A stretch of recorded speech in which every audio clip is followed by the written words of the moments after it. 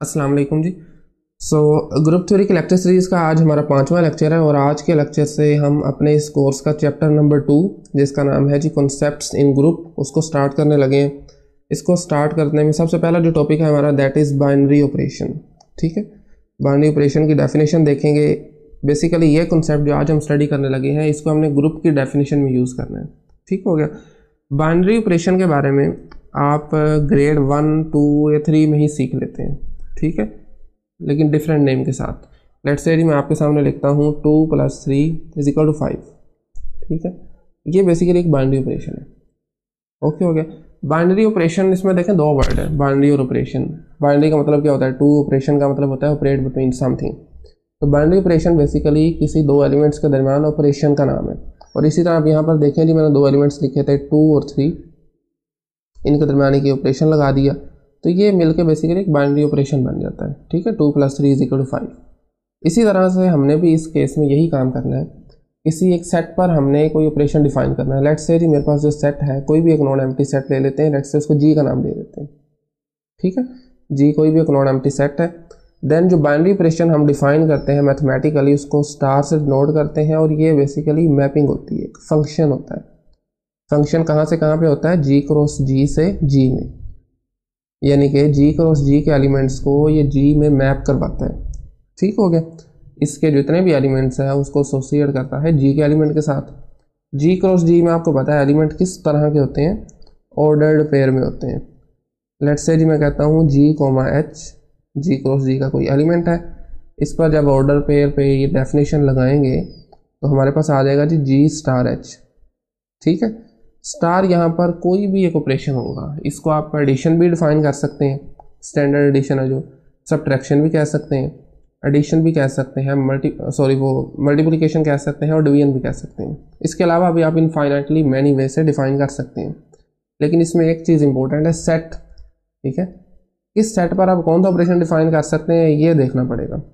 इसके देखने के लिए आप ये कर सकते हैं, ऑपरेशन आप कोई भी डिफाइन करना चाहें ना तो वो जो रिजल्ट में हमें एलिमेंट मिले इस जी क्रॉस एच को आपस में ऑपरेट करने से जो एलिमेंट मिले वो इस जी से बिलोंग करना चाहिए।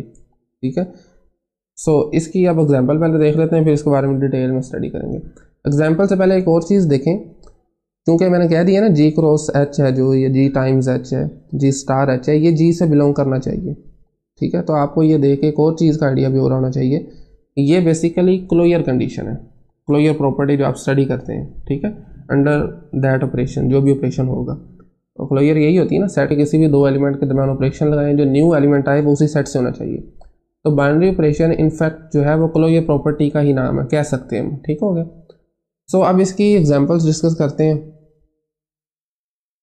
ओके, एग्जांपल में हम सबसे जो ट्रिवियल एग्जांपल है पहले वो लेते हैं जी। लेट्स से आपके पास जो सेट है, सेट जैसे हमने डेफिनेशन में जी कोई भी एक सेट का है, तो इस केस में हम सेट लेते हैं जी सेट ऑफ रियल नंबर्स। ठीक है, सेट ऑफ रियल नंबर्स पर एडिशन डिफाइन कैसे की जाती है, a star b = a + b। ठीक है, ये एडिशन की डेफिनेशन होगी सेट ऑफ रियल नंबर पर, जो भी स्टैंडर्ड एडिशन है। इसी तरह से आप मल्टीप्लिकेशन करना चाहें वो भी बिल्कुल इसी वे में कर सकते हैं, a star b = a times b।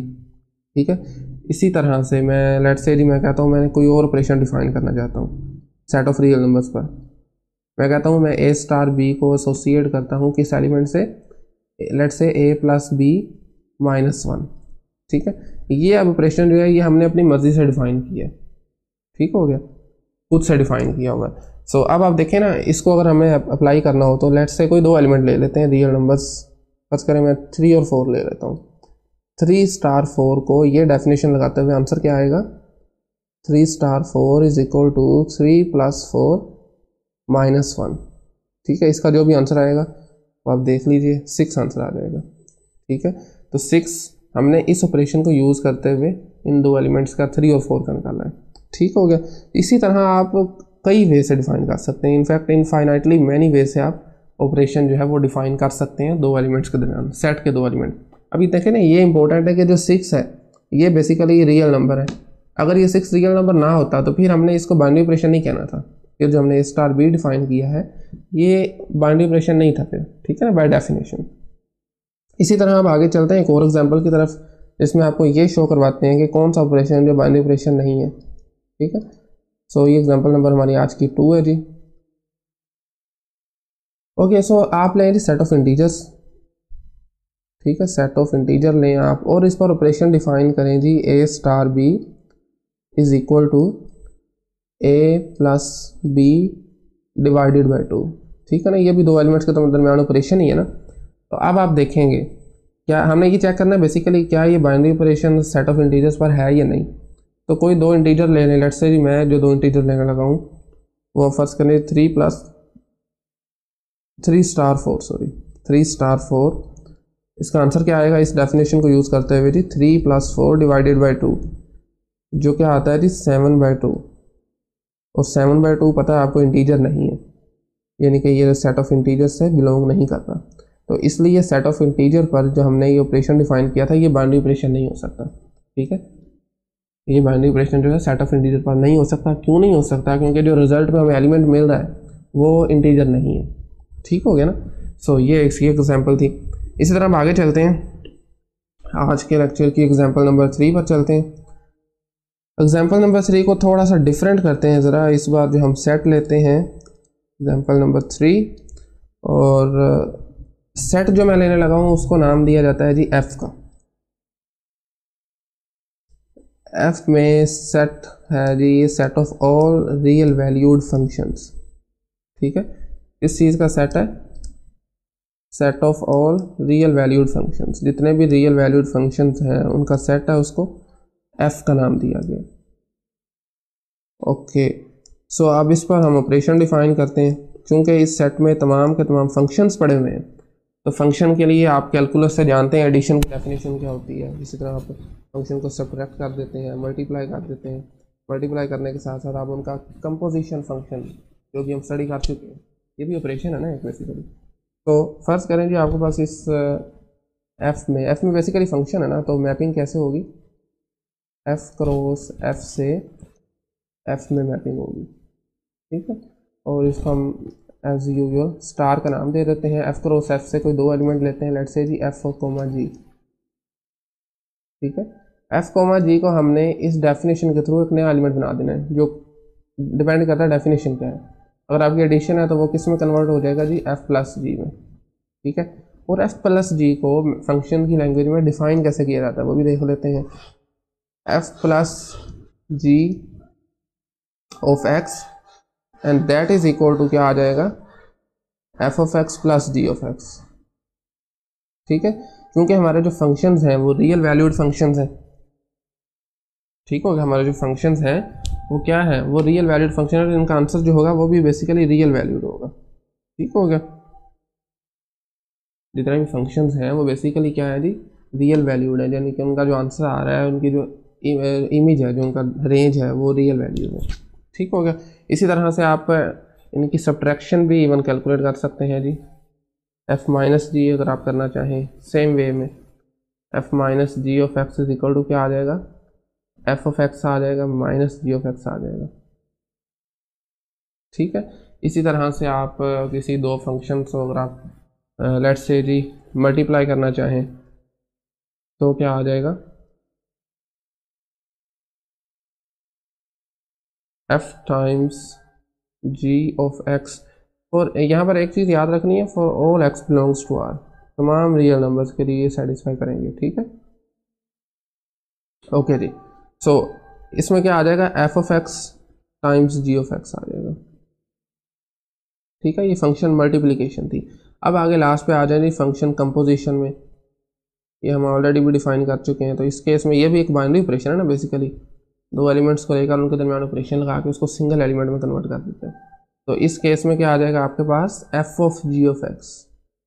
ठीक है, तो ये जो हमने डेफिनेशन की है बाइनरी ऑपरेशन की, ये हमने किस पर की है, ये हमारे पास जो सेट था उसमें तमाम के तमाम फंक्शंस पड़े हुए थे। ठीक हो गया, सो ये कुछ एग्जांपल्स थी।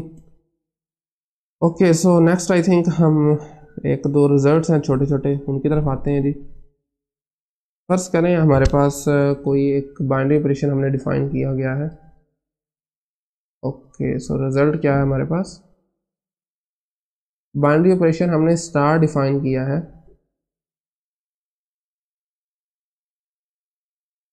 On this set G. Star एक बाइनरी ऑपरेशन है और हमने डिफाइन किया है जी किसी एक नॉन एम्प्टी सेट जी पर, ठीक है। देन इस स्टार को, ये जो बाइनरी ऑपरेशन डिफाइन किया है, इसको कम्यूटेटिव कब कहेंगे? बाइनरी ऑपरेशन कम्यूटेटिव कब होगा, इसकी एक कंडीशन है।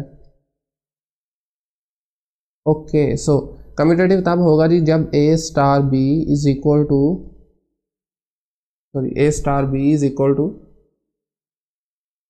बी स्टार ए आ जाएगा, ठीक है। For all A B belongs to G, यानी कि जी के जितने भी एलिमेंट्स हैं, जी के जितने भी एलिमेंट्स हैं उन तमाम के लिए ऑपरेशन जो है वो बेसिकली एलिमेंट्स कम्यूट कर सकते हैं। ए स्टार बी लिख लें या बी स्टार ए लिखें, आंसर में कोई फ़र्क नहीं आना चाहिए, ठीक है। इसी तरह से किसी बाइनरी ऑपरेशन को हम एसोसिएटिव कब कहेंगे? किसी भी बाइनरी ऑपरेशन को हम एसोसिएटिव कब कहेंगे? ये भी कंडीशन है, वही एसोसिएटिविटी वाली। इसमें जनाब ये होगा कि ए स्टार, जो ब्रैकेट्स हैं वो बेसिकली इंटरचेंज करने से भी कोई इफेक्ट नहीं आना चाहिए, ठीक है। यानी कि पहले बी स्टार सी को म्यूट करके फिर ए से करें और राइट साइड पर पहले ए और बी को आपस में ऑपरेट करें, देन जो आंसर आएगा उसको सी के साथ करें, और ये काम for all A B C belongs to G के लिए होना चाहिए, ठीक हो गया। सो ये था जी हमारे पास जो बाइनरी ऑपरेशन है, एसोसिएटिव कब होगा वो इस केस में होगा। सो आज हमने जो चीज़ें स्टडी की हैं, मेन 3 काम किए हैं। बेसिकली हमारा मकसद था बाइनरी ऑपरेशन को स्टडी करना, बाइनरी ऑपरेशन को सीखा है, बाइनरी ऑपरेशन क्या होता है, डिफाइन कैसे किया जाता है। उसके बाद हमने उसकी कुछ एग्जांपल्स किए हैं, कुछ नॉन एग्जांपल्स भी किए हैं। किस केस में जो बाइनरी ऑपरेशन है हमने डिफाइन तो कर दिया था, लेकिन वो उस सेट के लिए वो जो सेटिस्फाई नहीं कर रहा था, ठीक है। और लास्ट पे हमने सिंपल ये देखा है कि कोई बाइनरी ऑपरेशन कम्यूटेटिव कब होता है, और इसी तरह से कोई बाइनरी ऑपरेशन जो है वो एसोसिएटिव कब होता है, एसोसिएटिविटी कंडीशन को कब सेटिस्फाई करता है, ठीक है। सो आई थिंक आज के लिए इतना ही। इंशाल्लाह नेक्स्ट लेक्चर में हम ग्रुप की डेफिनेशन से स्टार्ट करेंगे। So thank you very much.